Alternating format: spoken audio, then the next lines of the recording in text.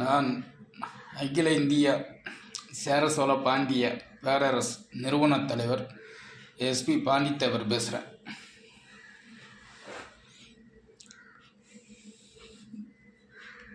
ராமநாதபுரம் மாவட்ட நிர்வாகத்தையும் தமிழ்நாடு அரசையும் ராமநாதபுரம் மாவட்ட காவல்துறையும் வன்மையாக கண்டிக்கிறேன்.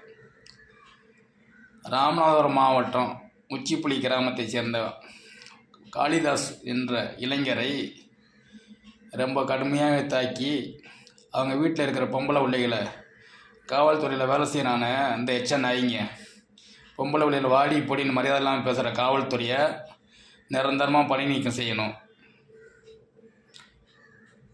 இல்லைன்னா அவங்க காலில் விழுந்து மன்னிப்பு கேட்கணும். இதை தமிழ்நாடு முதலமைச்சர் அவர்கள் கவனத்திற்கு கொண்டு போய் அதில் ஈடுபட்ட காவல்துறை அத்தனை பேரையும் நிரந்தரமாக பணி நீக்கம் செய்யணும்.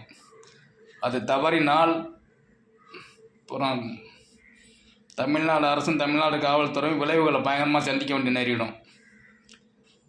நான் எஸ்பி பாண்டித்தேவர், சென்னை.